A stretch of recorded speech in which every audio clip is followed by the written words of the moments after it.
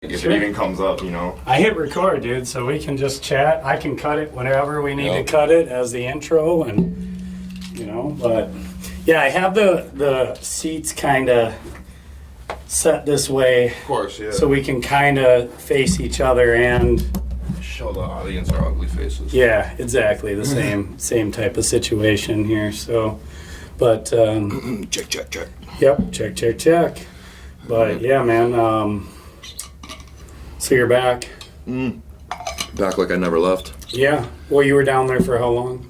I was in Arizona for like a month. I got to fly back. I haven't decided if I'm going to go back tomorrow at like 2 p.m. or if I'm just going to stay for another like 4 or 5 days. Where are you staying down there? Scottsdale. Okay. Yeah, we're So just in nice an area. Airbnb. Well, yeah, there's a lot of like homeless down is there there? right now. Yeah, it's Is it different. like spillover from like California or spillover from the border? I think like, more the border. It's Okay. the first time I've ever gone to like Home Depot, and then I see on the shows like the people like sit in front and just wait for work. Yeah. I've never seen that before, but yeah, I pull up to Home Depot and there's like 20 guys trying to wave me down, see if I'm wanting them for landscaping or interesting. something. Yeah, it's interesting, Yeah. but like they're just looking for work, which is better than not. Well, and it's also nice to know you can find resources if you have any, specific projects, I suppose, that you would need. Yeah, I actually did see a guy pull up and flag down a few guys to hop in his truck, and off they went. Yeah. So, It's a trusting relationship. I seen a South Park one time where they were like getting people from Home Depot, and I thought it was a joke, but it's real. Yeah. It's Yeah, real. It's real, man. I haven't personally seen it either, but I know it's real. So you were down there for a month, and you went down. You went down for the business, which Yeah. I don't know how much you can talk about because you got some NDAs out there. and all that good Yeah. stuff, No, but- it's I'm doing like a real estate software company. Okay. Just working with some friends of mine and some friends of yours, Yep. which is cool. Mr. Doan, he's a great guy to have in our corner. So Yeah. we can Shout get into out, it. shout out to Long Doan and Realty Group for sure. Yeah. We should probably do an intro or something. Yeah. So, all right. Well, Levels of Leadership Podcast, Episode 4. Zach Sitarz coming in to sit down, chat, all kinds of stuff. We'll see what pops up. Coach Dan, Stan Hype for my persona. For those that don't know, Yeah. Zach knows. And we're here at Andover Snap Fitness in Andover, Minnesota, sitting in the podcast studio talking all kinds of stuff. Just gonna shoot the shit. Good friend, one of my first clients, if not my first client, which we can certainly get into as well. But overall has become a good friend. Someone that we are trying to mutually grow from our experiences and journeys, and have had quite a few of our own independently and together. So Zach's back up here from Arizona, grew up in Andover, but has now some exciting business ventures that have taken you to Arizona, where you're going to kind of start the actual application of this business that's been being put together on paper and behind the scenes and all this good stuff. So welcome back to Andover. Welcome back to Minnesota, man. It's good to see you. And you've been gone for about a month. So Yeah, what's going on? It's nice. It's 110 down in Arizona right now. Oh boy. So it's nice I got off the plane and I was like, it's 79 degrees. It's beautiful. I tend to always go to the southern states in June or July. I don't know why. Well, I moved to LA and I was in June. I moved to Tucson one time and it was in July. Yeah. And it's like, I wish I would just go when it wasn't nice here. Have you ever experienced it, like, in the winter? No, So you I haven't. experienced it. So it's like hell, but like also it's like I'm just waiting for it to cool down. Yeah. But it'll be probably October, I think. Sure. But you'll be down there at that time, too, right? I'll be back and forth. Well, actually, I think we might move our op over to Tampa. Okay. One of my partners, Mike Cavalieri, one of my mentors, also he helps run and co-owns Better Solar, and they're setting up their headquarters in Tampa now. Their main office is in LA. Yeah. But they're setting up their big office in Tampa now. So a lot of resources that we'll have will be over in Tampa. I think we're going to get a big house there, an office, and yeah. Nice. So, Do you have a preference at this point, or is it just kind of what makes the most sense for your business partners? And yeah, a little bit of that, but I think I would prefer Florida to live rather than Arizona. yeah, It's the desert's. It's okay. There's some Gulf there, but to have like a little ocean front Yeah. and I don't know. People are kind of easygoing in Tampa area, Miami. I've been to Miami a couple times the last couple months, and I'd like to live there. It's super expensive Yeah, to even live. So you don't think there's too much temptation down in Miami? oh yeah, there is. That's why Tampa would probably be better for Yeah. us to grow as a company and us young guys. You know, really work hard and be every day at it. So Yeah. So you have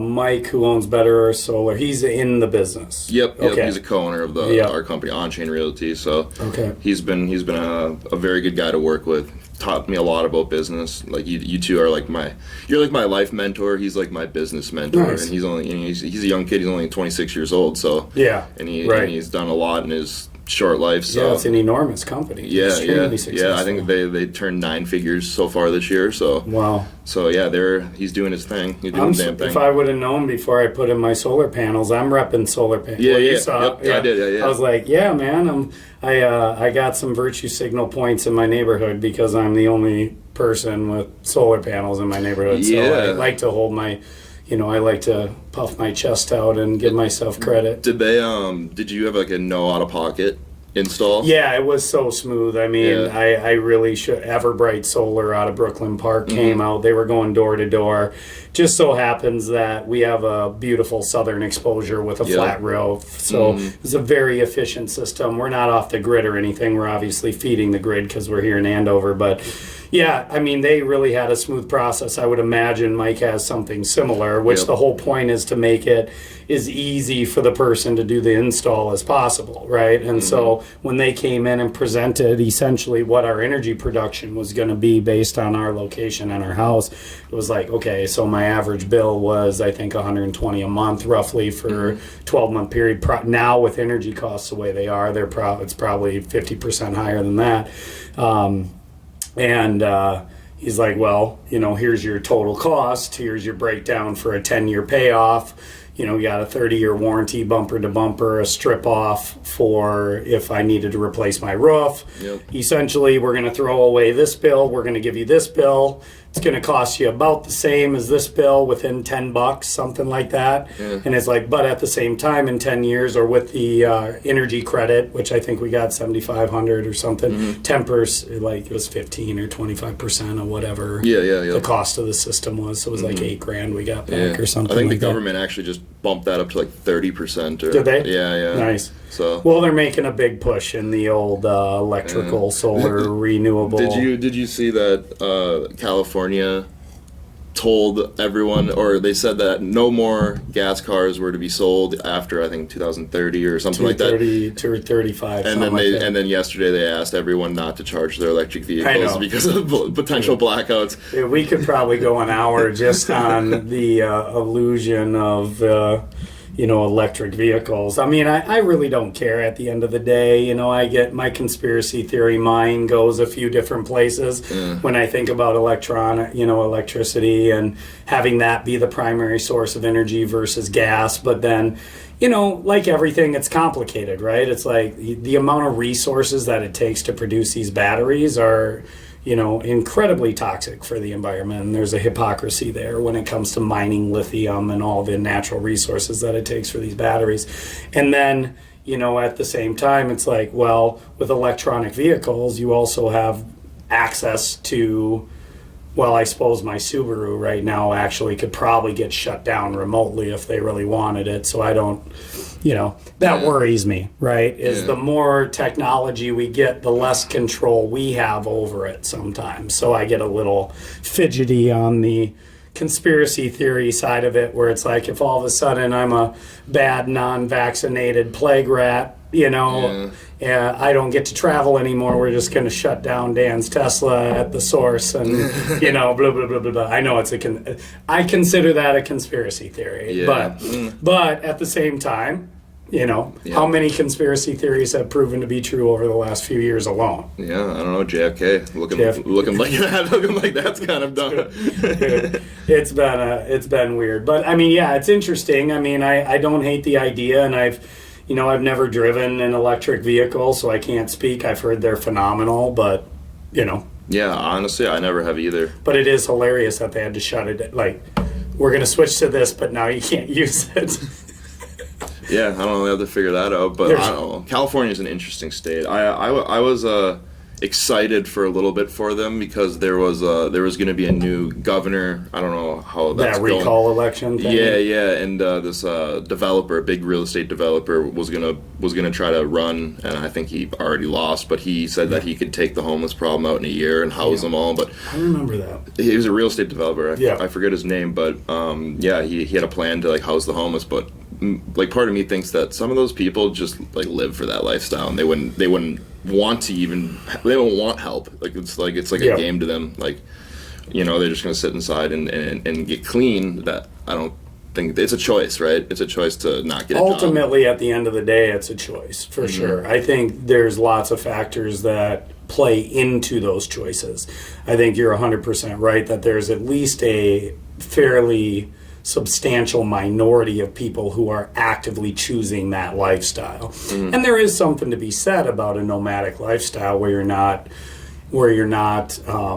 locked down and safe and kind of around your material possessions and having that kind of dictate your direction in life. I think there's something very romantic to some extent about that, but I think still your vast majority are dealing with mental illness, oftentimes, are dealing with either drug-induced mental illness or enhanced mental illness due to drugs.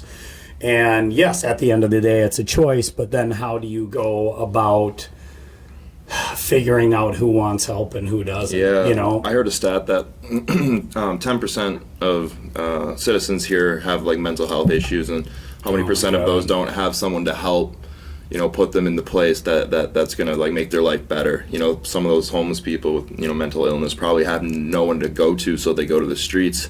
And I'm not sure if they're even on drugs. They might just have nowhere to go because their brain doesn't function like a normal person's, where they can go and get a job and do that thing. So yeah, I mean, there's a huge cultural component to it for sure, and I mean, it's not a coincidence. I would be shocked if that stat wasn't even higher than that. I mean, we're getting into what I would describe as kind of the true pandemic of our time, right? COVID aside, okay, it's a bad cold, it's the flu. I don't care if people are triggered by that. I think we can all agree what it is, right? It's bad for the people who it's going to be bad for, right? But, you want to talk about true pandemics, let's talk about 42% obesity rate. Let's talk about the amount of anti-anxiety meds and depression meds that are prescribed when exercise, overall health, and just general good movement in the directions we know we should be going in life are actually being executed, and we're seeing our existence validated by our movement forward. I mean, look at how motivated and driven and purposeful you have been in the last 6 months, right? Why? Because you're aiming fucking high, right? It's like you have a major project on your hands, some cutting edge shit, and you've got some incredible people around you, and you have a worthy enough goal where now it's like, okay, if I keep pursuing this, okay, the software is being developed, the partnerships are getting in place, the legalities are here, we're moved to this, right? The whole world is moving in a direction that's validating your goal and your purpose and your meaning. It's like, how much better mentally do you feel now moving in that direction than, say, back 2-3 years when you were struggling with no purpose, no meaning, no direction? You could have easily slapped you with antidepressant pills. Yeah. Right? And I'm glad that, I never went that route. Because I just had I had the backing in life. Not everyone has that, and that's. You're very blessed. I'm learning so much through this process of building and scaling a company. It's fun sometimes, but most of the time it's not. It's more stressful. Like I had to call Mike the other day and say, hey, I need $48,000 for our front end website developer. sorry. sorry. But like then he's like, don't be sorry, man. I'm like, I was expecting this. And, our website can't be WordPress. It's gonna have to have JavaScript and a bunch of technical terms that it's gonna have a lot of back end work. Back end and front end. Yeah. We have a back end developer working with us, Oh, Isaiah. He can do all that, but the front end is making your website look beautiful, like and have Java and all these different things attached to the back end, and it's a crazy process that it's fun, but it's also very I've never been more stressed in my life, other than maybe when I got in trouble with the law a long time ago. Yeah, I remember those days. Yeah. Well, we don't have to touch on that unless you want to, but what's it like, what's it like making a phone call and asking, because $48,000 isn't the first large amount of money you've been infusing into this company. I mean, you're throwing around big figures that a lot of people wouldn't know how to, especially really doing it with a young group of kids. Right. I'm lucky that one of my partners makes a lot of money, and that's nothing to him. It's a lot to me and Isaiah, but it's a lot to most people. My mom, I told her about it, and she's like, "Oh, that's like what I make a year." After taxes, right. And so Totally. I feel just blessed to be able to be in these circles with the people that I got, and so that's why I come home to Minnesota, and I was in Walmart the other day walking around, and I was like, man, it's nice in here. Like, it was like no one's like trying to steal anything. Everyone's walking calm, because I go to the Walmart down in Phoenix, and there's armed guards. The other day there was helicopter circling it, so I didn't even go inside. I saw the helicopter circling over at police. God. Oh man, it's crazy. Like, wow, I took Minnesota for granted in a sense of, it's real nice, like in these suburbs, but the second you become comfortable, you stop growing, right? So I have to be uncomfortable. I have to go to these new cities, these new experiences, live out of a suitcase pretty much. I have my suitcase, I have a duffel bag, and a box full of like my mementos and pictures of my friends, and that's it. You're almost homeless, dude. Yeah, I have a roof over my head. That's about it. Yeah. But we live in a nice place, and it's the most uncomfortable I've ever been, but it's the most I've grown. Yeah, right. In my entire life, and it's time. I'm 25 now, so they say that if you get fed in the nest your whole life, you'll never fly away, right? So I had to fly away, and there's been nights where I wanted to just come home, because I could do this from my house in Andover, because all it could be is a Zoom call, but you got to be in the trench. You have to be in that trench with your guys to like really get through. So it's been tough, but it's been good. Well, I don't think most people can truly appreciate the amount of pressure and stress and growth that has to happen when you're all in on something, right? Mm-hmm. Like you are right now.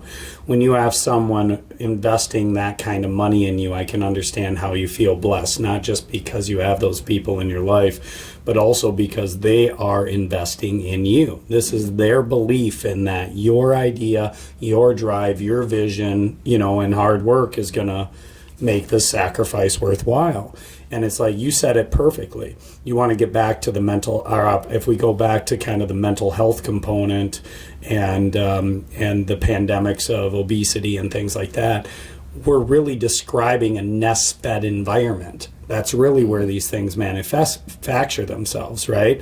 Is the very comfort that we all get, that we're all brought up in Minnesota and in the suburbs and things like that, is creating a complacency and creating a thin skin and creating an incompetence for our ability to go out and actually confront life in a way that is meaningful and purposeful. And then we're terrified, people don't want to be uncomfortable, and you're getting to experience that. Sarah and I had to go all in on both of our businesses. Yep. It's like when you leave a very comfortable lifestyle, the first year we opened the gym and the second year we opened the gym, we literally made no money, like none, like zero, right? Like, on our taxes, we claim $0, right? Because all of our savings that went into building this, knowing this was the lifestyle we wanted, and then funding what we had built up to that point as far as our mortgage and our kids and all the expenses that we already had came out of our savings from our previous lifestyle as restaurant owners and, investigators. Yeah. And we were just bleeding out. We're like, it was all budgeted in. It was just like, okay, we got about 18 months to make this work. And you know what happens when you have to make something work? Mm-hmm. You get to see what you're made of. And did you ever have a day where you're like, all right, I'm going to give up and just go sell Yellow Pages again? Dude, I still have those days. not Yellow Pages. Yeah, I don't know if that even exists anymore. Not Yellow Page ads, but like like on your podcast when we talked about, like, I got amazing job offers. Just like you, I've met some incredible people. I mean, I could probably... If Long would snatch me up in a second if I wanted to go sell houses for him. He knows what I'm capable of. Joe would snatch me up in a second if I wanted to, So, I mean, there's a lot. If I just wanted to play the money game, the money issue would not be a problem at all. For Sarah and I, this was about a lifestyle of service, of growth, of trying to take people from this stagnant, comfortable, nest-fed position and get them moving just like you are right now towards that ideal of who you could be. And sometimes that's going to be occupationally and financially. Sometimes that's going to be relationships. Sometimes that's going to be fitness and health and wellness, and just constantly trying to lead as a community leader people in that right direction, because to us, there's no alternative. You have leaders and you have sheep, and and not everybody can be a leader, not everyone can be a sheep, but everybody can at least try to be their best self, and it's like we're lacking that right now a lot, Yeah, no, exactly. So it's a good and bad thing to try to be the best person you can be, but then also you have a family to take care of, and so it's like you probably wish that you could have enough time. There's only 24 hours in a day, so you can only do one thing, and you kind of went all in on this thing where it's like I said before, you could make a shitload of money probably. Yeah, certainly more than I'm making now, no question about it. But it's almost like it's not, money doesn't really matter at the end of the day. If you go home and you guys are all happy as a family, you and your kids, because you get to spend a lot of time with your kids. They're always up at the gym after wherever their school. Are they doing homeschool this year? Yeah. So I saw something that IRS hired like 84,000 new employees, heavily armed employees. Yeah, when the schools could have probably had an armed hired officer in every school in America for the price of what, or double the instruction people, or double the teachers, so the class ratios go from 25-1 to 12-1, and either way, it's. Go ahead. Continue. It was about homeschool. So is Sarah kind of just your wife take care of that? Yeah, she definitely handles most of the structure of that because she is the unsung hero of Snap, right? I mean, she gets none of the glory and all of the back end work, so she has that. And then, because she's home with the kids, she's kind of the one that's nagging them, making sure that they're continuing in that. But in that structure, I'm the one who kind of slides in to help with anything they're stuck on. So anything like after this recording, Brielle's like, "When are you going to be home, Dad? Because I'm having trouble with converting." Improper fractions to, I think we're on improper fractions and dividing and stuff like that. And I've always been a pretty sharp math guy, and so. Do you ever get like a little nervous that their development of like social skills might hinder? No, not at all. They're around it. If anything, like right now, I mean, I could not be more proud of our children and what we're doing with them. There's a book called Tuesdays with Maury that I highly recommend. It's not that big of a read. You could probably get through it in 4 or 5 hours if you really hunkered down. And it's about a professor who's dying, and actually there's a sports commentator. It's actually a true story, and he visits him, and they talk about I think he's got Parkinson's. I could be wrong, but it's a neurological disease, and he's deteriorating. And one of the things that always stood out from me with that book is said, when your culture fails you, it is your job to create a new one. And that's what Sarah and I have done. Like, we've looked at our education system and we've said, I'm sorry, this is not a good education system anymore. There are good elements about it, and I'm not dogging on any teachers by any stretch. I love our educators. I love why they want to help. I love why they want to go into it. But the reality is we are not setting our children up for real world success, right? When the politics of the world are entering into the classroom more than mathematics, when you're playing these gender games, when you're playing the 2 + 2 = 5 games and doing these abstract, anyone can be anything all the time, and we're going to facilitate this to the child's request instead of acting like the adults in the room and collectively deciding what is going to set these kids up for the best success. Well, you have the kids running the household. And if you've ever seen a dynamic of a family where the kid runs the household, it's a gross, disgusting thing. And I'm not going to mince words. No one wants to be around that kid, and everyone wants to slap that fucking parent, right? Because it's like, who's in charge here, right? It's like, you're the parent. It's your job to prepare your kids.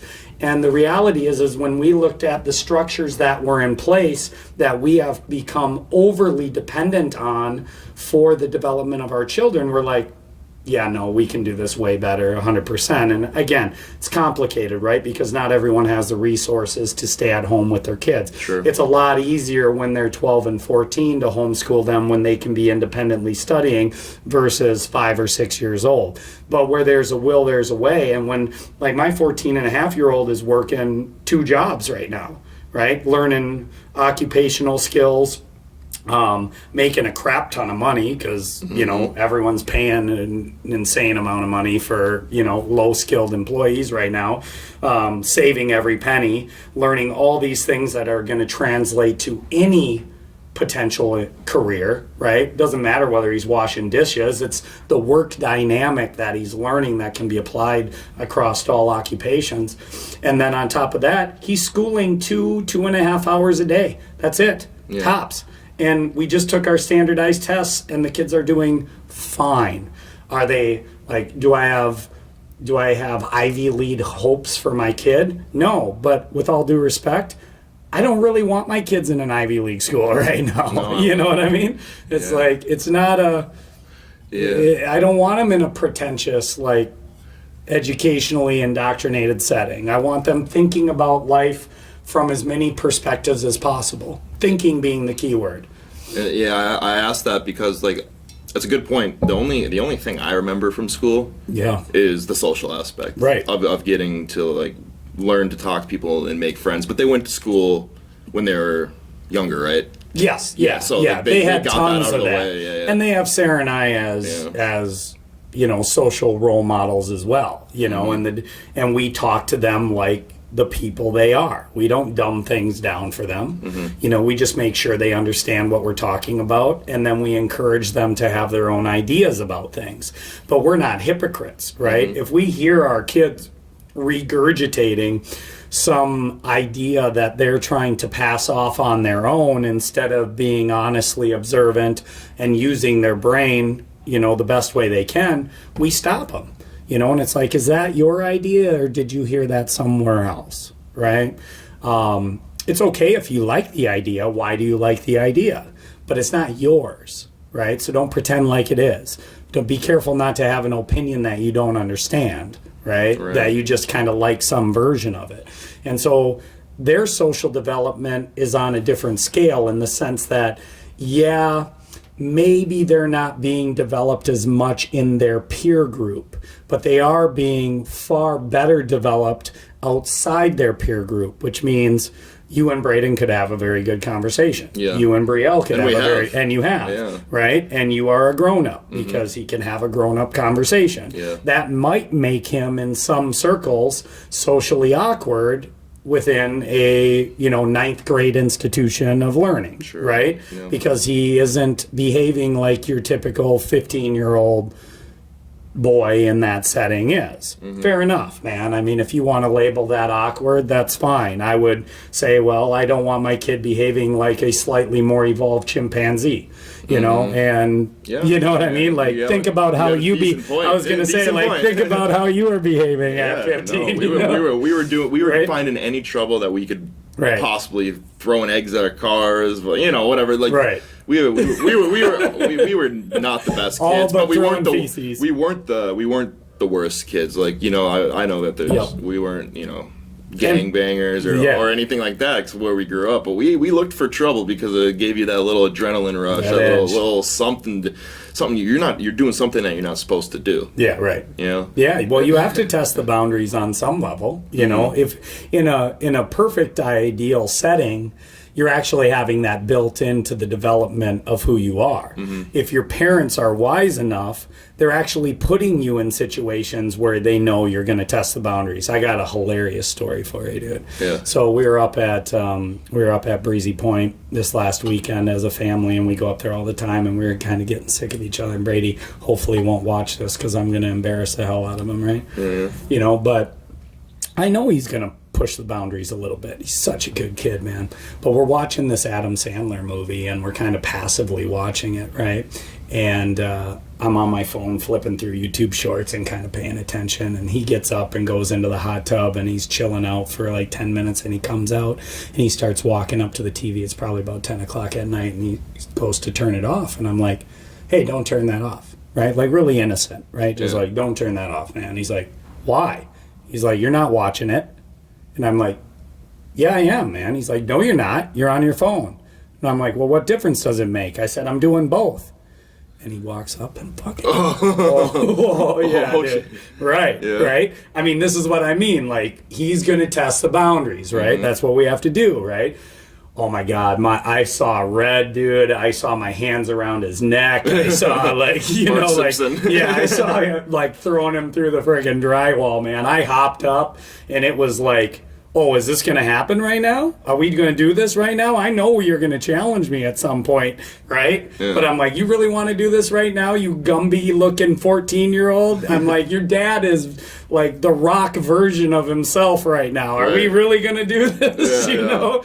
And he was smart. He's super emotionally mature. He knew what he got himself into, so he kind of turned around, walked out the back door, went into the night for about 20 minutes to cool off, came back, and we sat down and we had a good conversation, right? We had a conversation about, hey, I'm sorry I got super lit up, but you screwed up, man. I said, I know you're going to challenge me, and I know you're going to test the boundaries. The rules are meant to be bent, you know, maybe not broken, but certainly push the boundary of, and I want them to, man. You're not going to be fully experiencing life in general if you're not testing the boundaries or even going over one accidentally once in a while or intentionally for that matter. Yeah, you guys have a good tight-knit family where those lessons, like, you know, are able to be learned. When I was growing up, my dad wasn't around too much. And but so, you learned them. You just learned them on the street, man, on the suburbs. And my mom too. She was like both parents. I mean, my dad was around. It's just he's so busy with work, and my parents were divorced. Yeah. And he bought a house 10 minutes down the road so he could be close to his kids. But he was always at work, and his girlfriend lived an hour away. And he made sure he made it to every sports game. He supported you. He supported me, but I grew up with my mom being both parents. Yeah. So if I were to pop up and do that same thing, she would just be like, whatever. Right. So I had to grow up in a little different way, but now, starting this business, my dad's been around more than ever because he sees, okay, now you're finally taking life seriously. I'll help you now. That's anything you need, call me, I'll show up, whatever. And so it's like, that's pretty cool. So I'm kind of going through those lessons now. But as an older kid, I called my dad on the phone probably like a week ago, like almost crying. I'm like, man, this is hard. This is the hardest thing I've ever done. And he's like, what do you need? You need like, it was cool. It was cool. And we've never, been as close, I don't think, because I think he finally sees that I'm taking something like really serious and making some sacrifices, man. Yeah, it's huge. It's scary. And then, like you said, that's where you grow, right? You grow in this no matter what happens, man. I've been super excited to see you grow and been super proud of you, watching you, because having seen you fight to try to find that direction for, I mean, a good 3-4 years, you know, I mean, since I knew you. So, but, you know, yeah, I mean, I don't, what. You said that you're like the Rock right now, huh? I mean, and I know you are because you showed me. Yeah. Dan's been in the gym and he's been getting after his best physical self. If you want to chat about kind of the stuff that's going on with that. For sure. Well, I mean, let's just not mince words. I mean, this is supposed to be a vulnerable, truthful podcast, so I'm just going to put it out there. Well, I didn't use steroids.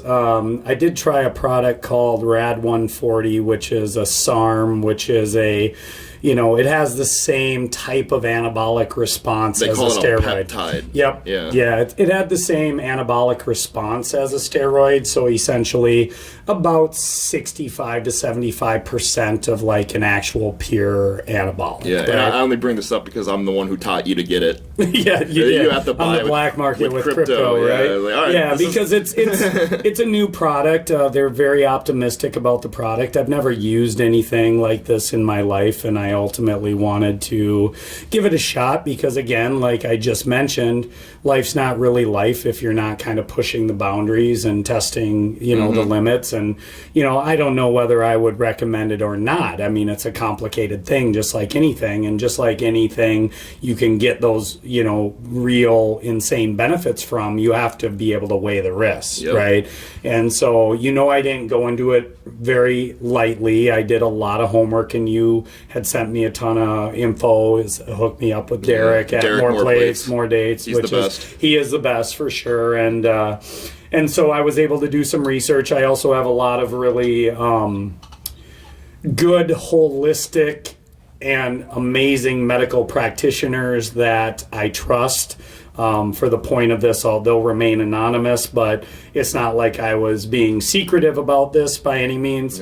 I wanted to make sure I had the people who could make sure my testosterone is being regulated properly. I actually am currently a week into post-cycle, and what we're doing right now is suppressing my natural estrogen output and trying to boost up my natural produced testosterone, because ultimately what happens when you're going into any sort of, well, I mean, you can relate it back to the vaccine, right? It's a perfect transition because I'm still bitter about the last 2 years.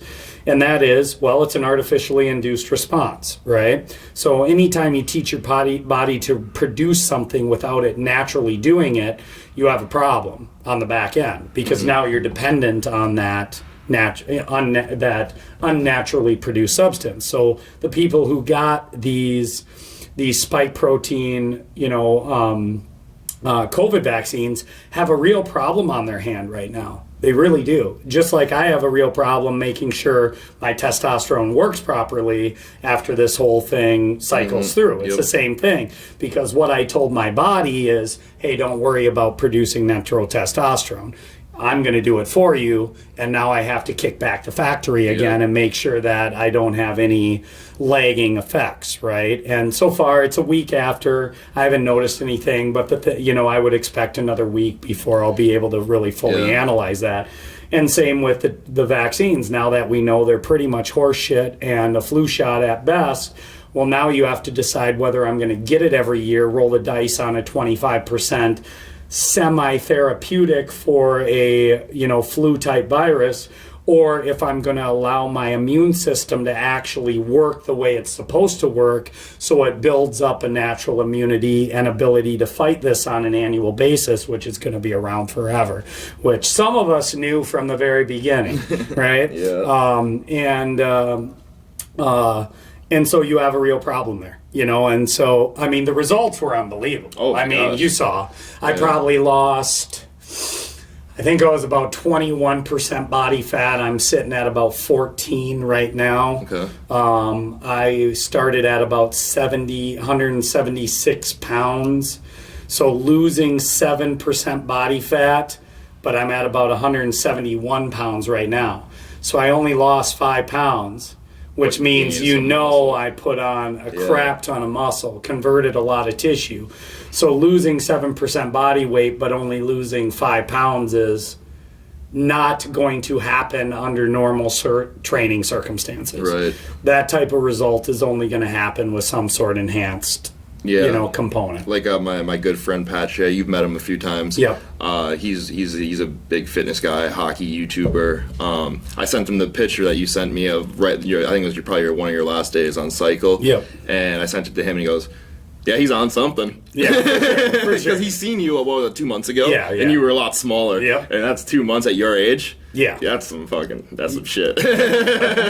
I'm not going to say, I beat up my body. I'm not going to, again, just like anything, you got to give the devil its due, right? Mm-hmm.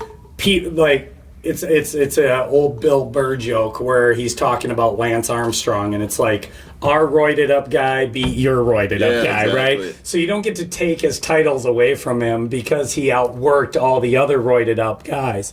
Like, no one worked harder in the gym than I did over those frickin' 2.5 months. That being said, you do have that extra testosterone boost that gives you that, placebo kind of push. Did you notice, like, the feel good, just feeling a lot better in all aspects? Yeah, this is a real big problem. So, in our culture, because men are really suffering from low T right now, too, which, can play into the mental illness aspect of it, the energy aspect of it. There's a whole bunch of components we could go into, even from just readily available pornography, let alone foods and what they're eating, and just how we're suppressing testosterone right now. We're supposed to have good high levels of testosterone to function properly. I felt like I could run through a fucking brick wall, man, for the first 8 weeks. Energy, not like, one of the side effects that they talked about was really, really increased libido, going back to that uncontrollable boner phase in 6th grade. Yeah. I didn't have that. You didn't? I didn't have that. You I was home? No. Sarah would find me annoying, probably like any blood pumping husband who finds their wife really sexually attractive, right? And I certainly have the luxury of that in my house, but no more than normal. More than normal. That part was very regulated, and I didn't notice anything like that. But what I did notice was there was a very, very high, consistent, even level of, I didn't feel like I needed a nap. I felt like I slept better. Weren't craving that cup of coffee to get going. No, okay. Yeah, exactly. So there was a much just steady state feeling of production and engagement across the board, and I'll be 43 in a couple weeks, so you're right on that border of like the next couple of years would have probably been and so I used myself as a guinea pig, right? Like, that was the whole idea, was like, well, you're going to benefit from this obviously in these ways, but if you're going to be a leader in the field of mental health and pharmacology and these types of things to help people maximize and testosterone, reduce testosterone being a major issue in the world today for young men, it's like, I need to see what this is about, and so, sure. I wanted to see how my mood was regulated, how my performance was regulated. I'm very interested in testosterone replacement therapy as I get into maybe into my 50s or something like that. And you kind of started more on the low end, the safe end of the spectrum. I did. You could have, jumped right into injecting my ass, directly. With the crypto stuff, you can really get whatever. You can get some Trenibol, some Dianabol. You can be getting, that's like the real steroid, like Derek talks about. Yeah. That he did the kitchen sink cycle one time, and he felt like just absolute horseshit, like during, after, and so he's had to be on TRT the rest of his life, right? And I'd imagine that you'll probably have to go into that lifestyle of maybe getting a TRT shot once a week. Cause I know the elites do, like all the Rogans, the probably Dana Whites, like all those people definitely are on TRT, 100%. And even some of the more wealthy people I know down in Edina, Minnesota, do it. Some. Well, when you experience the type of performance and output and just overall performance would be the best way to describe it. I would say when people are operating like we're operating, and I don't consider myself an elite, but I consider myself an elite mindset. It's the same mindset. Yeah. And it's like life is short. Like I'm looking for optimization. Not everybody's looking for optimization, but I'm looking for optimization as long and whatever that optimization ultimately looks like through my 40s, through my 50s, through my 60s until God takes me, and that's inevitable. Yep. That's going to happen regardless of the risks that I take.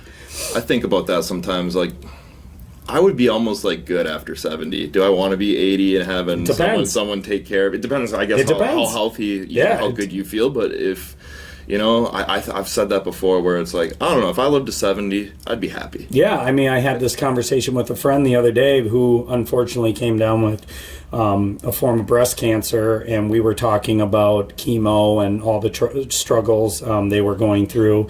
And she's like, well, you would do, chemo, right, if you got cancer? And I'm like, I don't know. Yeah. I'm like, I honestly don't know. I'm like, I don't know until I'm in that situation. How old am I? What do my family want? What's chemo going to do to my body versus what am I capable of from non-traditional pharmaceuticals as a treatment, right? Mm-hmm. What do cannabis treatments look like? What do meditation and mind over body treatments look like?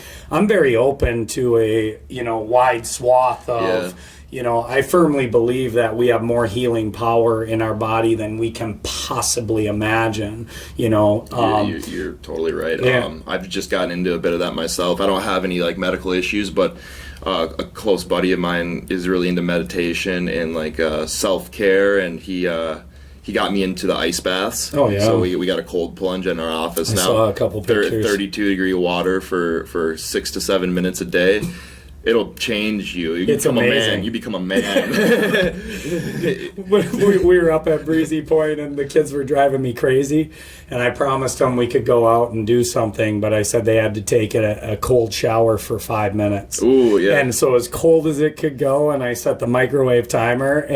But they were freaking out. I probably should have recorded it because the noises coming out of that bathroom were hilarious. Oh, man. But when they came out, you could see they were just like, it's hot. We're high. Right? Am I high? What are you? Talk about a cup of coffee, right? It is insane, those cold shock hormones. Mm-hmm. Boom. With the sauna, and then going into there, that's what I've been doing. I've been doing sauna for heat cold for 15, and then going straight into the cold plunge, and it will make you a man. You feel you don't need no drugs after that. No, you don't exactly. No, that's fantastic, but. Yeah, man, I mean, I learned a lot, and I can't say that I'm unhappy with the results, in terms of that. I definitely screwed up my body a little bit because pushing too hard in the gym. when training like a 20-year-old can train when you're 42 years old, there's some repercussions, and so I got to do a little therapy here. I was thinking about getting a hot yoga membership for about 6 weeks and kind of slowing things down and focusing on just stretching and posture and movements and kind of, And do you think that you would go back on Rad 140? It depends. Or do you think you just go TRT? It depends. Depends how you feel after? Yeah, it depends on how my body responds to cycling off, right?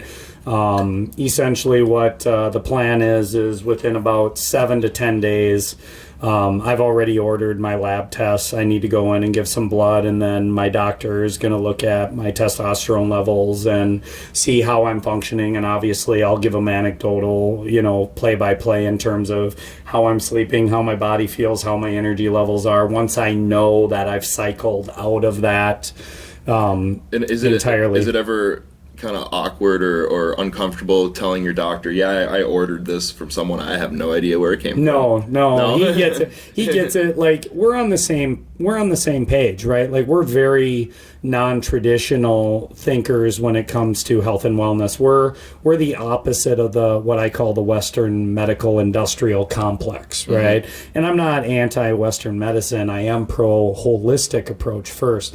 So his mind works the same way as mine. He understands the risks that I'm taking, He understands I'm a big boy and I can make my choices, and I know, that I haven't just gone into this recklessly or lightly.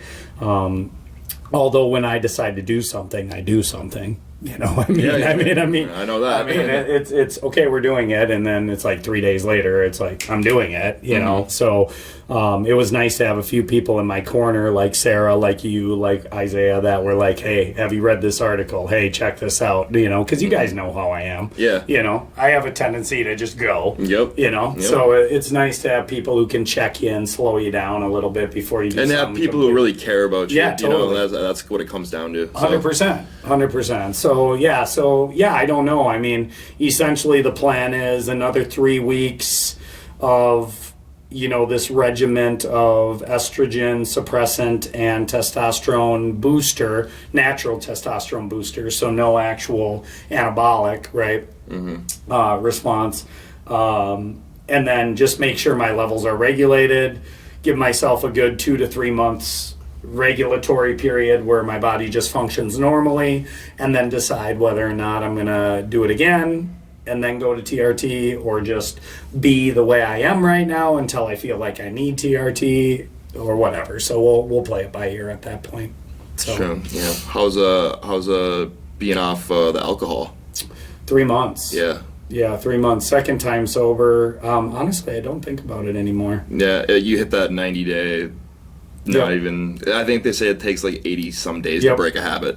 Yeah, I don't think about it anymore. I knew I'd be able to do it again. COVID sucked me in to my demon for sure. 'Cause you went 12 years no alcohol, right? Yeah, just 11 and a half, 12 years, somewhere in there. And what was the breaker? Just like, okay, I've done it for so long, maybe. Yep, so you definitely think you can manage it, and on some consciousness level, I can. I'm definitely more aware of the addiction than I was just partying in my early 20s and you know, going through the motions of immediate gratification and stupid decision making. Does that make sense? Yeah. Whereas now I'm a father, I have a lot more responsibilities. I'm well aware of the genetic components that are built into my struggles. I'm well aware of my addictions and the things that my family have struggled with before. But that actually almost became a curse. And the reason it did on the second time around was I kept convincing myself that I could moderate it and that I could be consciously able to, control it. When in reality I just needed to be done again. Yeah. And so got to a point where it just became invasive enough where I knew I needed to make another hard sacrifice. And I mean, not to deflect because, this is about me, but this is a common problem. I mean, you've struggled with alcohol. I have, yeah. The vast majority of people struggle with alcohol. I mean, I refuse to believe that the magnitude of people that come in here and say, well, I just kind of do it from time to time here or there, but yet they can't seem to get over these humps, are actually managing it. And everybody downplays their consumption because deep down they know it's not something they should be doing as much as they are, and they're embarrassed about it. So naturally it's just, You're right. I'm actually in that boat right now. Mm-hmm. I'm not. Yeah, tell me. I'm not as. I'm not. There's a difference. They say that an alcoholic can't control it. That it's unwilling. That it's there's no control over it. Even if they know they have to go somewhere, drive somewhere, they'll still drink. I'm not to that point, but when I get stressed, like. That's a release for me. That's something that I look forward to. I don't wake up and I'm drinking vodka to get through the day. But after a hard day, that's something I really look forward to. Right. And I never used to use alcohol like that. It was more I used marijuana for that. Yeah. Just throughout the day. Yeah. And I now I don't really smoke much marijuana anymore, and because it's just I got to that age where I kind of grew out of it, and then it made almost a little paranoia to an extent. So then the alcohol is just a number. Yeah, right. And so it makes you just Weed feel isn't better. a number necessarily. You kind of look yourself in the mirror sometimes with Yep. weed. You know what Yeah. I mean? And so alcohol is just kind of like it blocks out the noise. If you feel a lot of noise going on in your life, and then you drink alcohol, it kind of goes away for a few hours, and then For you a few wake up hours. and you're like, damn, did I just text Dan that Yeah. last night? Yep, totally. Yeah, 100%. And you realize that noise actually got just a little louder. Oh, you're so right. It's a little You're louder, so right. and then it's a little louder, and a little louder, and a little louder. And people battle this their whole lives. I know because I've done it, right? It's like you wake up and you tell yourself, I'm going to go to the gym today. You wake up and tell yourself, I'm not going to drink today. You know, you wake up and tell yourself, I'm not going to smoke today. You wake up and tell yourself, I'm going to do all these things that are going to actualize my potential as a human being, and I'm going to not do all these things that are holding me back. And then the day goes. And the next thing you know, before you know it, it's 3 or 4 o'clock in the afternoon. And yeah, you've done some good things. You've done the bare minimum, right? You've worked hard. You've worked an 8-hour day. You've got up. You've done some things. And the next thing you know, you got a drink in your hand. Mm-hmm. You got a freaking joint in your hand, right? You're 2 drinks in, and you know damn well you're not going to the gym now. Right? And it's like, so now all of a sudden at the end of the day, we blocked out that noise, and then we just lied to ourselves on these 3 or 4 different items. But because it's alcohol, we can numb and rationalize the fact that we're doing it. So it goes away a little bit, but then you wake up again and you're like, oh, fuck, man. Mm-hmm. Why did I do that? Yeah. Right? And I'll even just bring it up because, like, you know, it's in the past, and it was a long time ago. I did get in trouble drinking and driving when I was young. Yeah. It was like, you know, I was like freshly 21, and that's when I stopped drinking for, I think, over a year and it felt really good. I got in crazy good shape. Yep. I got a job for like the first time in my life, and then like went there and I did that like every day, and then, you know, life just kind of like goes as it is, and then, you know, it's been like 5 years since that happened, and you know, drinking and driving, I think, is one of the things that could be a big problem for some people that have, you know, this problem is the repercussions don't really cross their mind. No. And you know, thankfully I didn't. I was just right by my house, and I didn't use my blinker, so I got, you know, in trouble for it, and it was a big life lesson that I probably had to learn. Yeah. You know, it's kind of like you touch the stove and it's hot. Right. Right. Totally. And I'm kind of that kind of learner, and so that was a good experience for me, because it was stressful at the end of the day.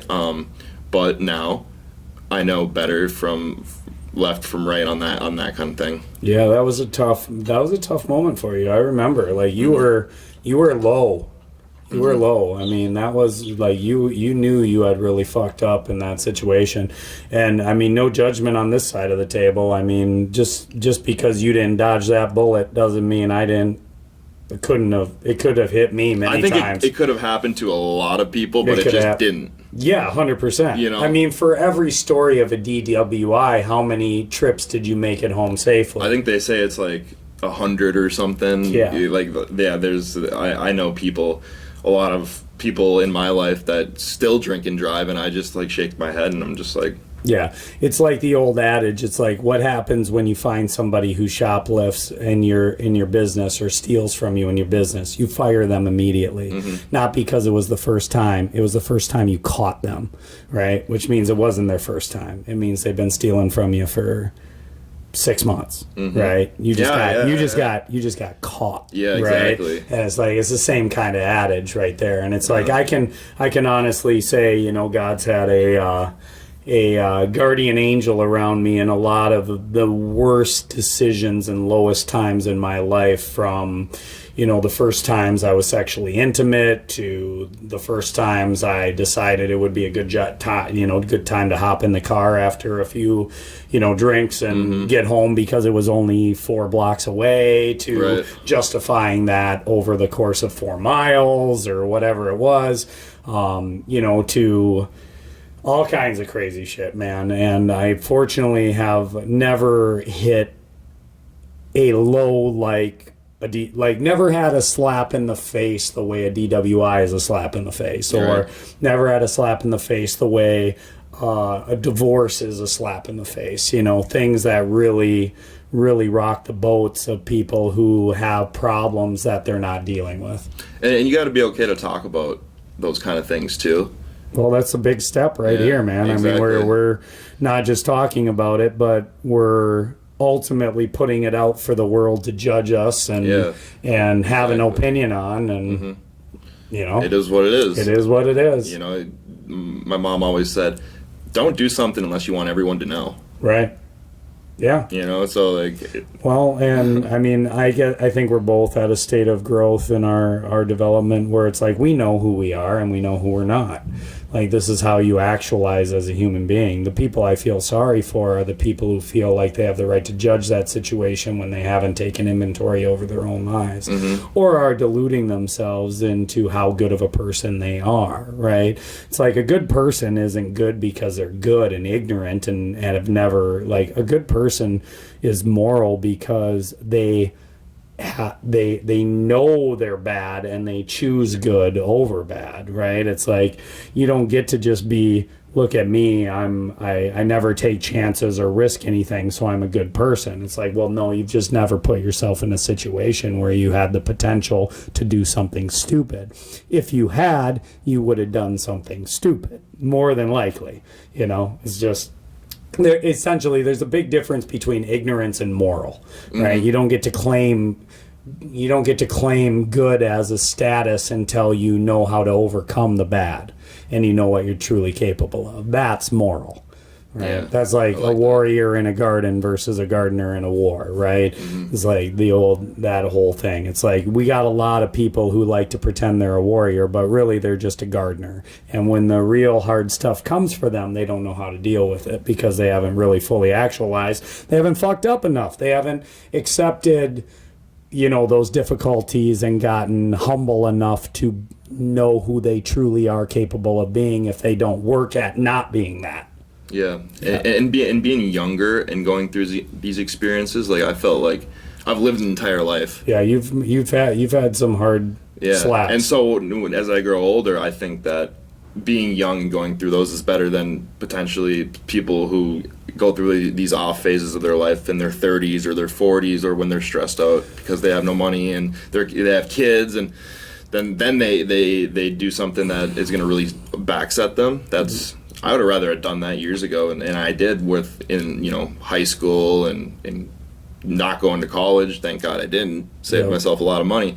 But then going through the trials in my 20s and then kind of like blossoming out of the garden and now going out into the world, I think that was the best path that I could have taken now, and then surrounding myself with the best people, I'm grateful. So, well, I think a good measure of growth is always being able to look back at who you were and view yourself as an idiot.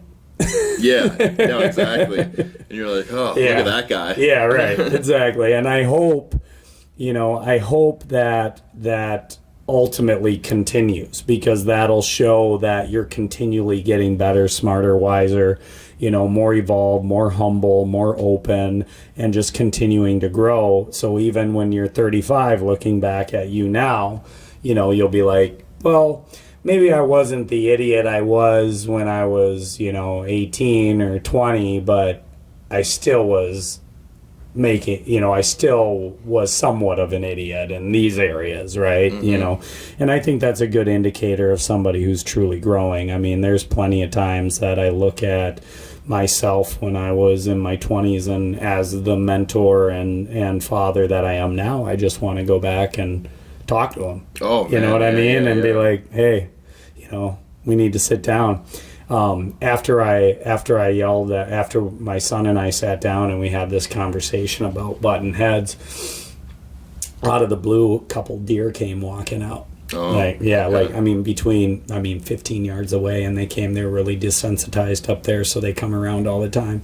And there was this little forked 4-point buck. It's bow hunting season in 2 weeks, so I'm excited. I'm actually going to go up and clear some wood on a property this afternoon, and I looked at the small buck, and I'm like, that's you, kid. And he's like, what do you mean? I asked him, I said, when we got our deer last year and we went to the processing plant and we looked at the deer that were there, I said, how many 12-point bucks did you see hanging from those deer processors? And he's like, none. And I'm like, right. I said, because they're 4.5, 5.5-year-old big mature bucks for a reason. I said, how many little spike and 4-point button bucks did you see in there? And he's like, all of them. I'm like, right, because you're a fucking moron. You know what I mean? Yep. And I said, so it was this really neat moment where God kind of just said, here's a great metaphor, Dan, for you to use as a visual to teach your son about why he needs you and your guidance, and also why if he were to pick a fight with you as a 12-point buck, he would lose very quickly. That's good. Yeah, it was awesome. It was beautiful. like this little godsend moment, and we just had a good chuckle over it, and but that's actually great. That's a good analogy to use. Yeah, right. I'm gonna use that one. Yeah, it's like, come on, man. I'm like, there's a reason we're the biggest, baddest animals. We know how to survive. We made a lot of mistakes. We've survived a lot of gunshots. We've survived a low arrow. We've gotten a little lucky in our paths, but here we are, and we're here for a reason. So how about you be not just a smart person and learn from your own mistakes, but how about you be a really smart person and listen to my mistakes and learn from those as well, and let's have that dialogue. So yeah, that's great, man. That's fucking I do want to ask you, because you were talking about the Aaron Rodgers, how he kind of has been doing the podcast circuit. Yeah. You listened to a couple of them? I listened to the one on Rogan. Yeah. He was on another one. I forget the name, but he. Oh yeah, I forget it too. I he talked about his ayahuasca ceremony. Yeah, and that was really powerful. I listened to the Rogan one and this other one, and he, even the tone of his voice seems at chill. peace. Very seems chill. at peace with himself. Very chill. He's like, this is the reason I had back-to-back MVP seasons. So I don't know. I think one day I would like to go to Peru with you, and we do an ayahuasca. Honestly, I told Sarah the other day. I mean, this is a big step for me because, again, it's scary to air your. It's scary to be true to who you are regardless of the scenario, right? So like you and I, it's a lot easier because we know how to be honest with each other. It's a lot harder to be honest with whoever decides to view this, podcast, right? It's hard to be able to constantly be true to who you are. And I know that is my next growth spurt in my life, is to truly honor who God has intended me to be, regardless of the outside world and opinions and things, and constantly be true to what I believe is right, even though that might change because I don't have all those answers, right? And so I went online and I looked up, this was last week, I looked up an ayahuasca ceremony, and I actually applied for it. I think it was in Costa Rica. Oh God, what was it called? It doesn't matter. And they had a whole bunch of really cool, questions regarding stress and kind of where your station in life is. And then the last question was like, why do you want to do this? And I wrote, because I'm afraid. And that was my answer, because I know that I know there's a sacrifice that I need to make to be able to get to the next level. But the problem is most people are never willing to look in the place that they have to. And it's always going to be in the place you don't want to. And it's always going to be something you need to give up that you don't want to. That's the very definition of a sacrifice. And so I know from previous psychedelic use in my past that this is not for people who don't understand what this is not a party. No. You know what I mean? This is an inward journey of ego deconstruction and death and acceptance of truth and love and who you are, and being able to come out of it more actualized and more real and more, and more genuine and authentic of a good, kind, loving human being. And I know I need to be shaken up. Like I've gotten to a point now with 6 years of owning a gym, 6.5 years of running this routine and kind of growing in our own ways, where it's like we're getting to that comfortable, content, routine like existence. You're almost like you almost need to butterfly out of the cocoon. Yeah. And this happens over and over and over again. It's not a one-time deal. Butterfly dies and then reincarnation too. Right, but you have to die. Yeah. Right? You have to die. You have to go through that metamorphosis. You have to sacrifice a huge part of who you are. Right? And it's like, you've done it. You're going to do it a lot more times if you're going to be elite, if you're going to be elite in your mindset, if you're going to go toe to toe with, Cavalieri, right? And operate in these waters of real actualized people who are fearless and have one life to live and, are out making moves, right? It's like, I agree. Can't be scared. You can't be. You can't be. Or you have to be scared about the right things. Yeah. Right? Like be scared that you're not living your best life.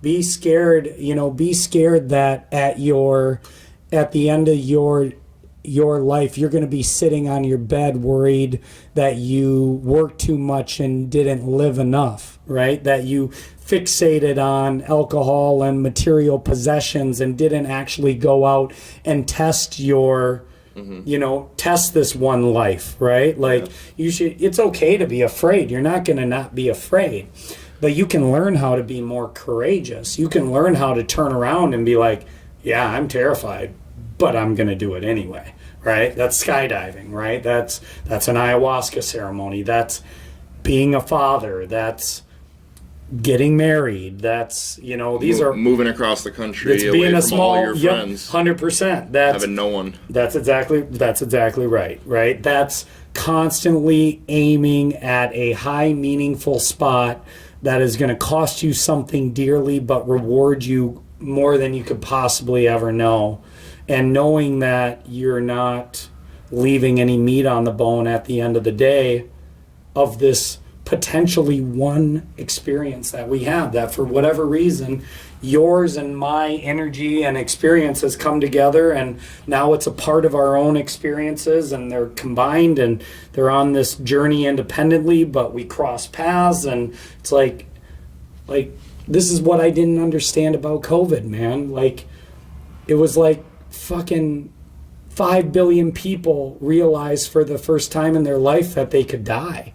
You know what I mean? And it's like, yeah, you could. In fact, I got one better for you. You are. Yeah. It's guaranteed. Isn't that right? crazy to think about, that we just live to die? That's right. We're all right. going to die. And the only reason life is meaningful is because it's not going to go on forever. That's the whole point. Exactly. Or it wouldn't have any meaning, right? If we were just here endlessly drifting through, we wouldn't have any purpose to it. It would be very, very difficult to justify life. It would be torture on some level, right? It's like, no, the very point that it's finite, the very point that we only have this blink of an eye in this like stardust type existence, the fact that we can even experience it at all is a fucking miracle. Yeah. And the fact that we just take that for granted and we're not actually focused on that truth, and the fact that it is finite, and the fact that it isn't going to last forever, isn't the thing that we're most afraid of. The thing that we're not most afraid of is not maximizing that experience, is really the conversation that I've wanted to have with people since the beginning of COVID, right? Is like, where is your fear? Your fear is on what? Running and hiding from a microscopic organism that no one can control? But you don't have any issues with the fact that you lucked out that the sun rose today, or that a meteor didn't strike, or that the drunk driver coming towards you stayed on his side of the white line, or your brakes worked, or you know what I mean? Like, what part of this experience do you think you're actually in control over? I think I asked you this one time. If if I were to tell you, I'll give you $10 million right now, but you don't get to wake up tomorrow, are you gonna take it? It's a stupid question on some level, right? Because then, then waking up tomorrow is worth at least $10 million, $100 million. I'll give you $1 billion, but you can't wake up tomorrow. And you say no, because then waking up every day is worth more money in the world. That's exactly right. Yeah. Yeah, and so where are your priorities? Yep. Where's your hierarchy of value? And I think, not to solve the world's problems, but it doesn't take a genius to look at what we've gotten comfortable doing and what we ultimately judge status by. Right? Like, imagine a world where we judge status by the person who is the most courageous. And we do to some extent, right? We do. There's certainly examples of that out there. But what if we had a hierarchy of values where you were paid not by the amount of money and transactions you could make, but by the risks and the courage that you were willing to take? And they are somewhat correlated, they are, right? Like, you can't make $1 trillion without taking serious risk. But I mean that more in the life experience standpoint and not just in the business risk, kind of compartment, if that makes sense. Yeah. No, I found some truth into my life with the experiences even in the last, couple months here. Like, I've been riding in, Lamborghinis, foreign cars, living the life, bottle service, in the club, doing whatever I really want. But then it kind of hit me one day. I was laying there and I was like, what would really make me happy? Like, a ranch and farm and like some animals and a wife. Get enough land so I can come bow hunt elk. Yeah, that's their plan. That we're going to invest into a bunch of land in Iowa, Nebraska. Nice. Bill Gates is trying to buy it all right now. Oh, really? We're going to snatch buy it up. He owns enough. Yeah, no, exactly. And Gates actually wants people to stop eating meat. Yeah. So we're gonna take all that land and we're gonna farm it. We're gonna put the cows on it. We're gonna do it right. So nice. that's sweet.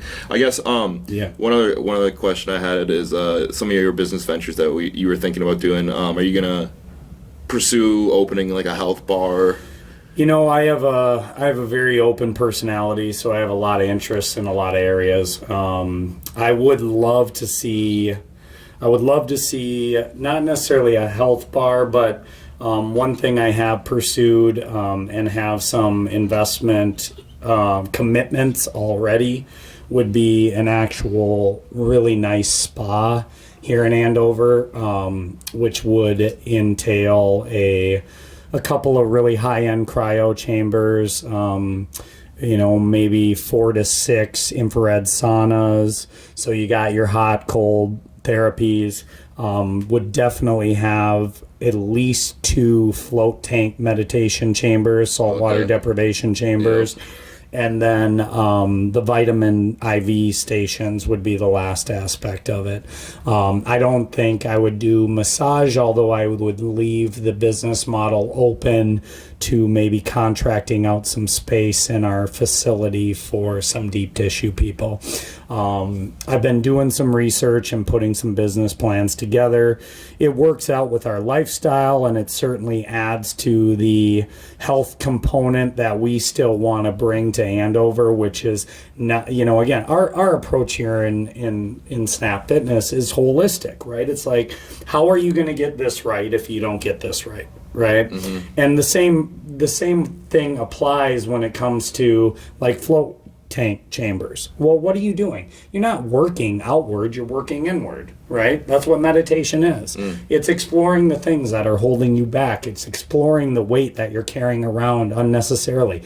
The last float tank that I did in Stillwater with actually the guy who wants to invest, I literally buried my dad in my mind and spoke his eulogy for 15 minutes. Wow. Because I got some unresolved shit, with my dad, right? And would love to have the opportunity to,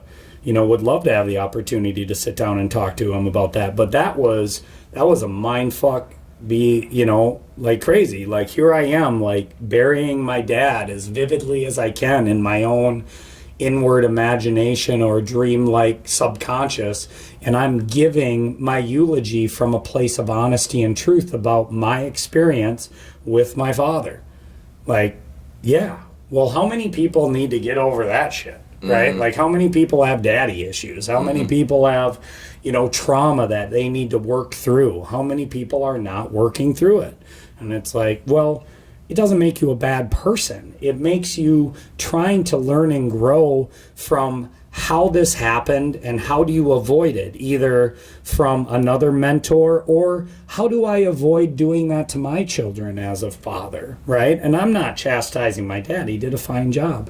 He's a human being and he fucked us up his own personal way the same way I'm doing my kids, Sure. So a little grace goes a long way with that. But that being said, my kids are going to have to reconcile the things they didn't like about their childhood and the things they didn't like about me or the things they don't like about their mom, the things they wish they would have had or felt like they were deprived.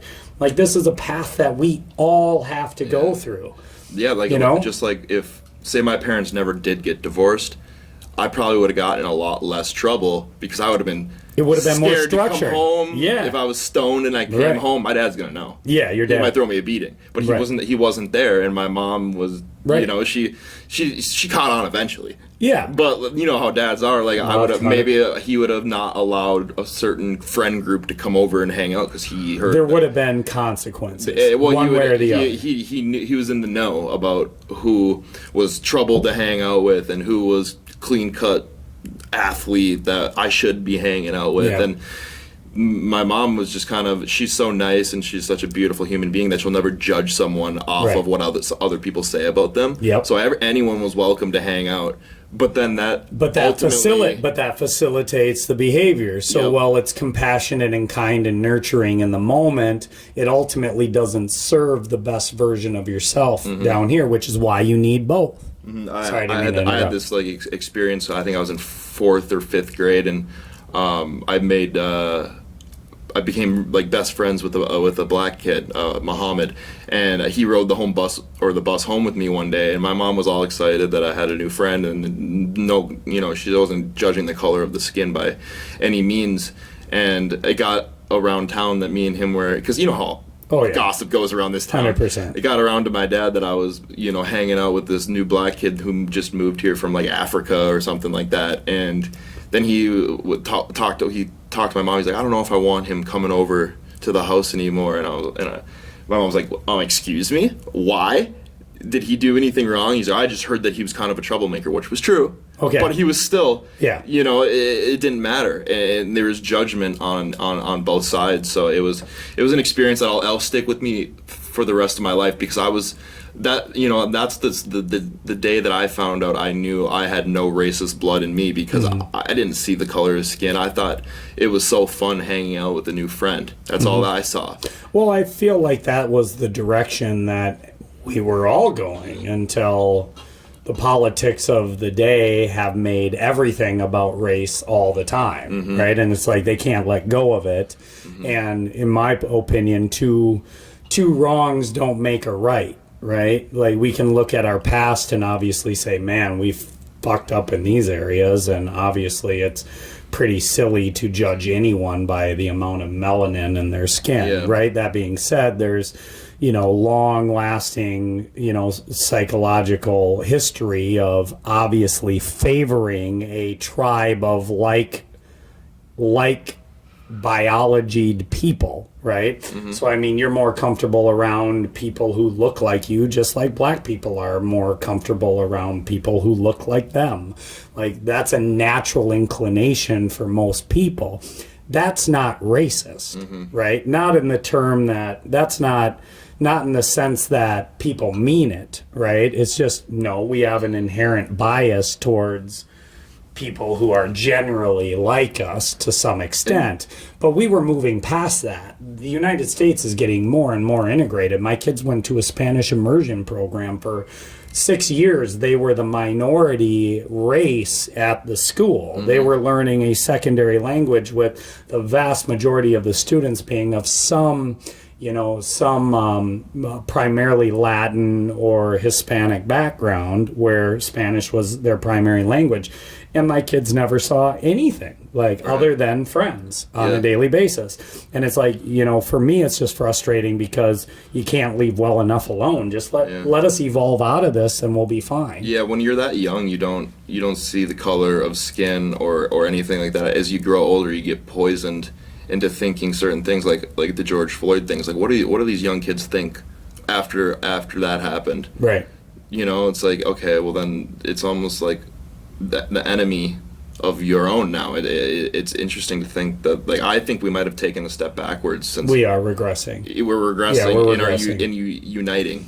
Yes, correct. Which is it's too bad. Which you can get conspiratorial again and say, well, the powers that be don't want us united. A united people is a strong people, and the people in charge are the strong people. They want to be the ones that we need, instead of realizing we don't need you at all. Actually, we're perfectly fine out here. In fact, we have more in common together, black, white, brown, yellow, whatever, than any of us do with you freaking psychopathic fucking politicians that are trying to screw and benefit and on your own. It's like that shouldn't be a hard concept, but when there's nothing but divisive, there's divisive energy across the board, and George Floyd was a perfect example of it. I mean, we brought our kids down to George Floyd, and I think anyone who saw the video of that situation was appalled by it.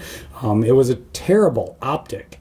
Regardless of how much in the weeds you want to get into regarding how much of his death was strangulation related versus how much of it was fentanyl related. And, these are complicated issues. And that was the whole point. It was like, okay, the whole world wants me to hate cops, and the whole world wants me to believe George Floyd, this walking human piece of garbage, though a lot of no fault of his own, right? Because we don't have a choice of where we're brought into this world, right? I could have been George Floyd. Mm-hmm. I could have not had a father. I could have been raised on the streets. I could have found my family in drug dealing, surviving, gang banging, frickin' crime infested streets of Minneapolis, right? So there better be an empathy and understanding there. But on the flip side, at some point, you have to accept the cards that are being dealt in the reality. We all have to accept at some point the trauma and the bullshit and the unfairness that we have, some certainly more than others.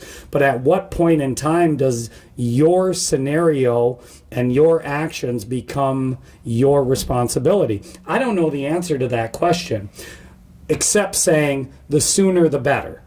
The sooner you accept responsibility for your station in life and the crap that you have to deal with, the better, right? Well, if you don't have parents around to help you understand that, well, then it's very understanding to see why he's looking for love in all the wrong places, But if you're a person who's going to rob someone and put a gun to a pregnant woman's belly and steal stuff for drug money and be an 8-time felon, you don't get to be pedestalized as an example of what to be in any culture.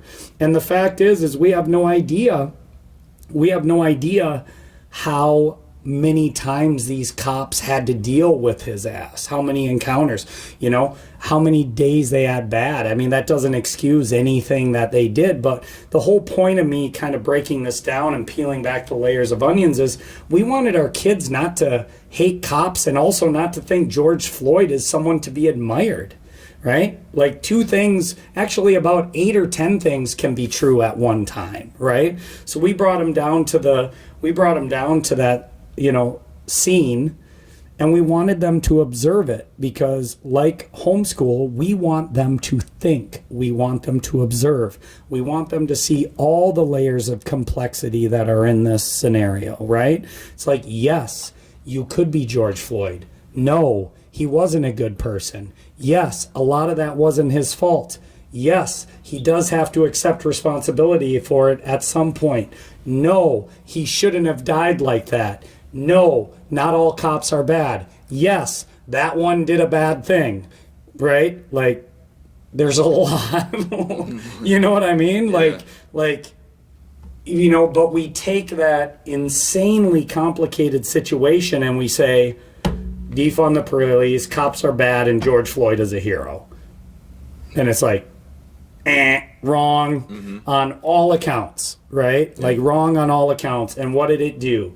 All it did was polarize people into political factions, which ended on a social media storm, that ultimately destroyed aspects of Minneapolis, burnt down people's livelihoods, resulted in the destruction of the very impoverished people that Black Lives Matter seemed to claim to care about, right? It's like, you didn't come to the suburbs and burn down white people's businesses, you know? It was sad to see. It was sad to see. The fall of the city of Minneapolis. I think it's maybe rebuilding a bit now. I'm not... Hopefully, but, we had a condo downtown, and my dad said he looked out the window and saw National Guard with their assault rifles, and I think he sold it the next day, or put it on the market. It was, I don't know, it was gone or whatever. And yeah, he's lucky he got rid of it. Yeah, and so it was, and then I know I have some friends in professional sports that I know the Minnesota Wild players used to all live in the North Loop downtown. Now they all live in St. Louis Park, in the West End, because everyone kind of just migrates out, and I hope that. So who does that hurt? Yeah, exactly. It's the people. Yeah, it's the people that everyone claims to care about.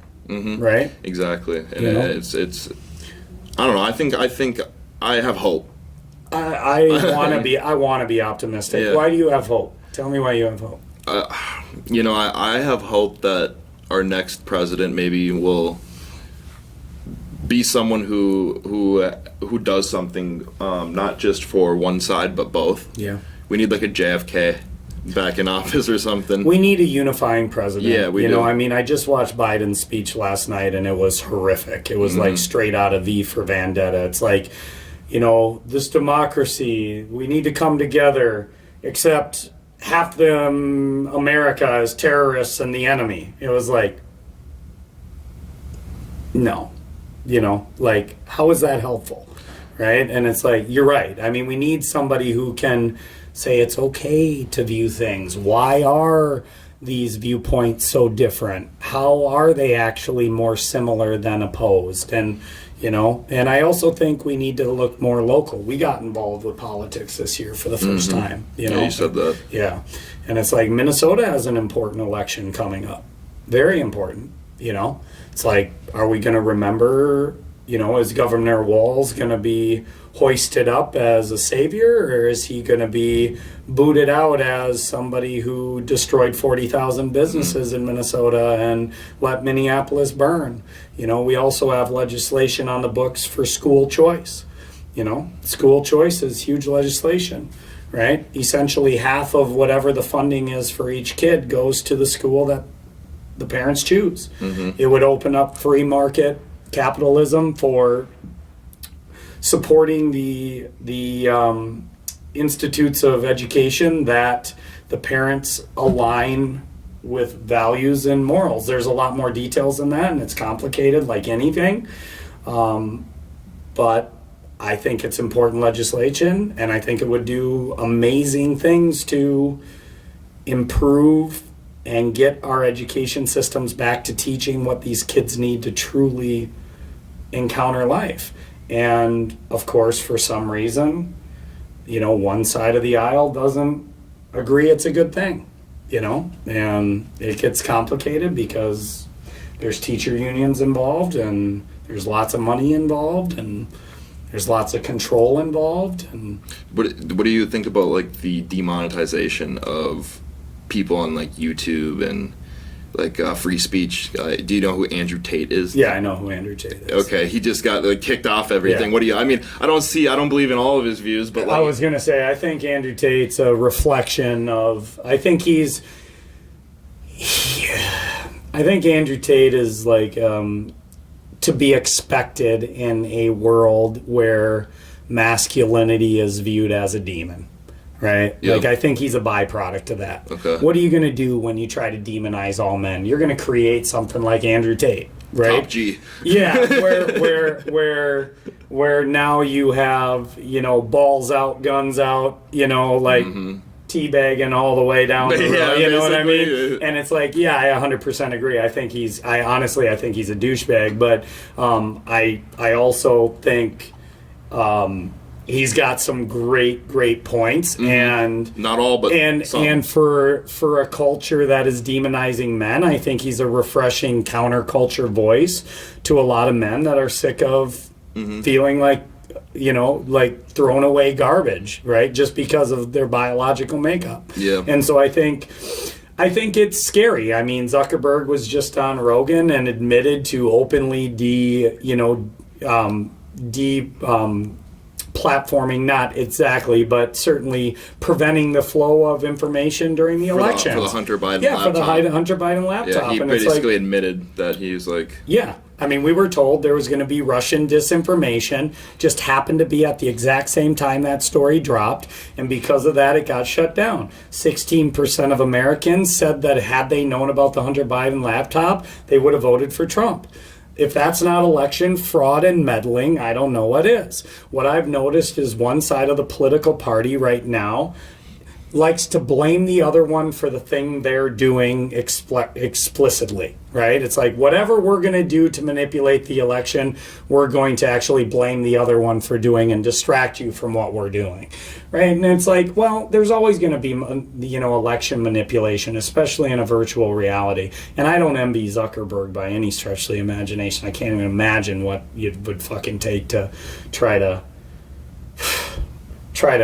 appease the masses, on a 5 billion person platform. But I believe at my core that the way you expose bad ideas is let bad ideas exist. I believe that you don't push them down because then they propagate. They hop in behind the scenes, right? And then you don't know what bad ideas are actually out there. And I let my son listen to Rogan once in a while too. We'll put one earbud in. He's almost 15, and I don't want him I don't want him protected from the world. I want him to know about what marijuana smoking on a podcast looks like, I'll run and he'll ride his bike, and one conversation we got into was, I forget what the idea was, but I basically looked at him and I said, listen, kid, I'm like, you shouldn't ever be attached to your ideas. I said, you should have ideas. Your ideas shouldn't have you. If your ideas are so good, then the last thing you should be afraid of is someone who sees it differently than you. Right? Because if your idea is so freaking good, Zach, and all of a sudden I'm poking holes in it, well, what does that say about your idea?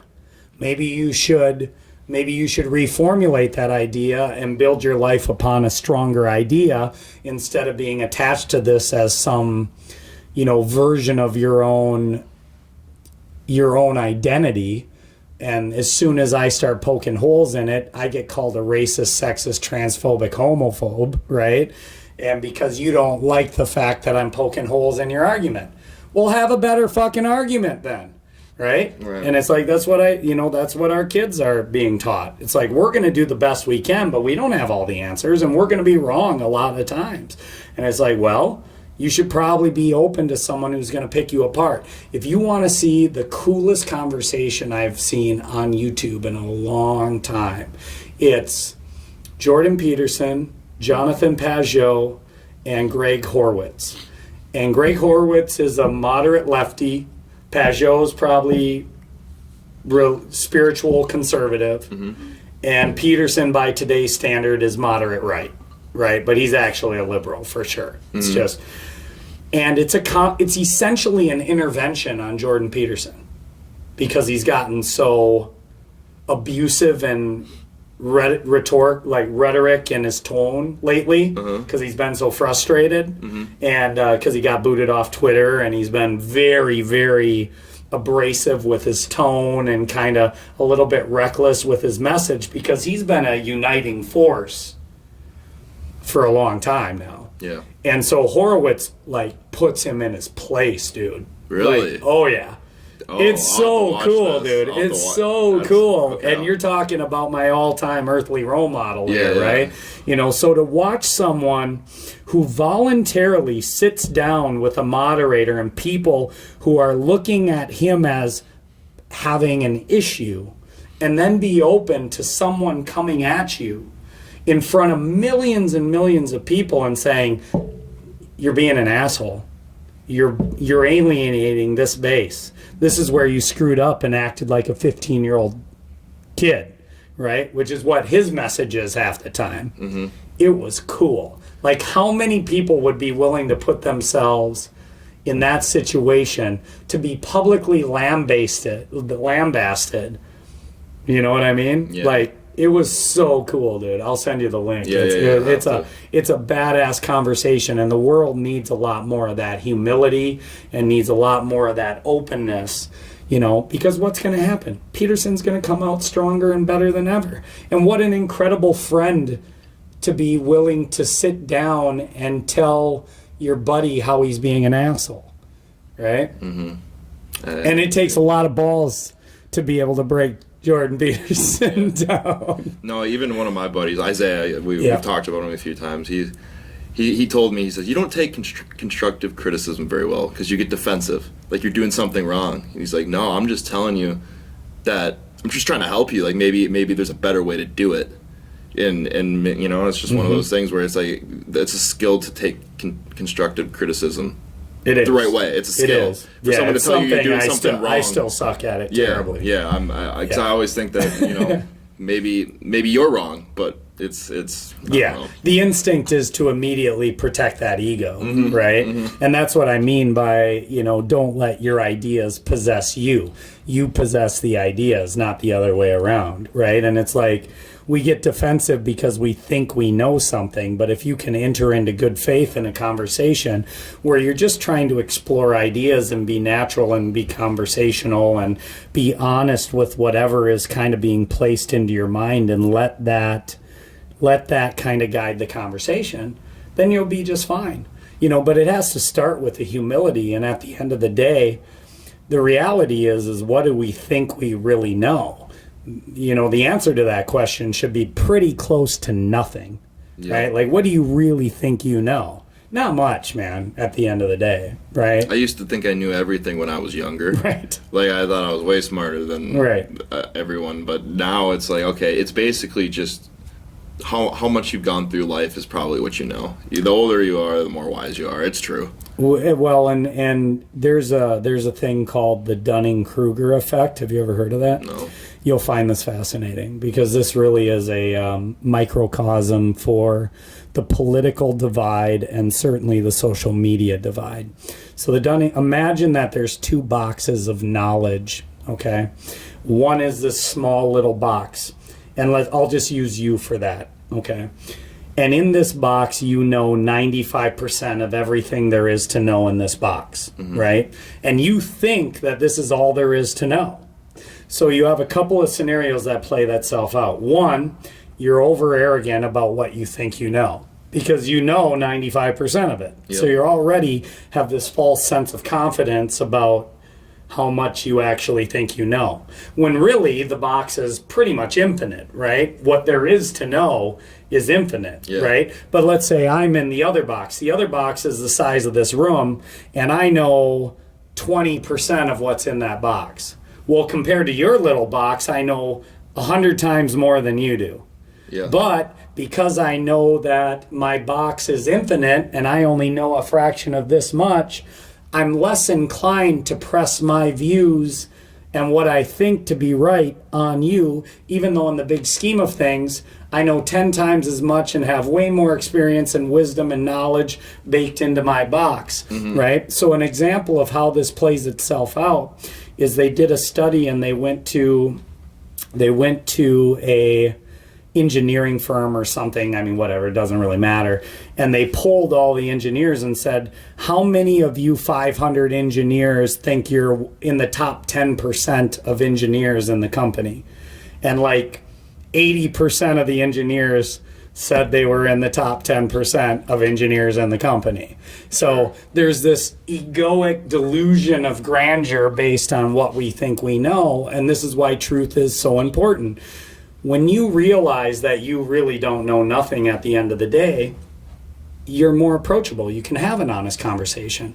When you know that you're going to die and that life is finite, you are more likely to take risks and live life to the fullest, right? Like, this is where we got to get back to like absolute truths, right? Like absolute truths. Like, you don't have a choice where you were born.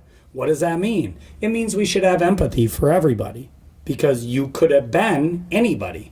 You don't earn any moral status because you just happen to be brought into a world where your dad has, you know, infinite financial resources and a loving mom, right? You need to see yourself in everybody, including that guy on the street that's homeless, because under any other circumstance, you could have been him, you know? And and we need to have conversations about death because it's inevitable. So how do you get the most out of life? How do we define getting the most out of life? How do we define bringing the most amount of good to this world, right? These are important conversations that revolve and reflect based on when your perspective is set on real truths in the world. And when you are set on real truths like that, when your mind is constantly, you know, going to the fact that you're lucky to have today, right? That the sun rose, and that at any point in time it can end. Well, you operate in a better space. You operate in one of humility. You operate in one of gratitude. You operate in one of love, of joy, of peace. And you're just a better regulated person in general. Right? Yeah. Sorry, I got a little preachy and passionate on that one. That was really good. I like that. It's every day's a blessing. That's right. Line, you know. Yeah, and all of a sudden, sometimes we forget that. Oh my God, we forget it all the time. It's like, you want to know why you're experiencing, you know, existential anxiety and depression. It's because you think your fucking minor little problems actually matter. Well, how do you get back to square one? Remember that they're minor, insignificant problems in the grand scheme of things, and that you should be present and enjoying today, right now, right? Like, this conversation's probably, I have no idea how long we've been going, and should probably wrap it up soon. Yeah. You know, but the point is like trying to be here, because here is the most important place to be, right? Because who knows if we'll have another one, right? Being present with my good friend now, right? So, and then I came out of this a better man every time. Hopefully, every time. Yeah, that's the whole point. Just a little bit better, right? Yeah. Is have a free range of ideas, be vulnerable, you know, be courageous. Vulnerability just means humbly courageous, right? Talk about your failures, be open, be honest. It's healing. And then hopefully we come out with a slightly better understanding, and your perspective has made me look at a couple of different things, or made me think about a couple of things that I haven't really thought about, and vice versa. Yeah, exactly. You know, and then we're better. That's a good place to leave it, actually. Yeah. All right. Let's do it again soon. Yeah, dude. Yeah, we'll do it again. I love you, man. I love you too, brother. Whoa.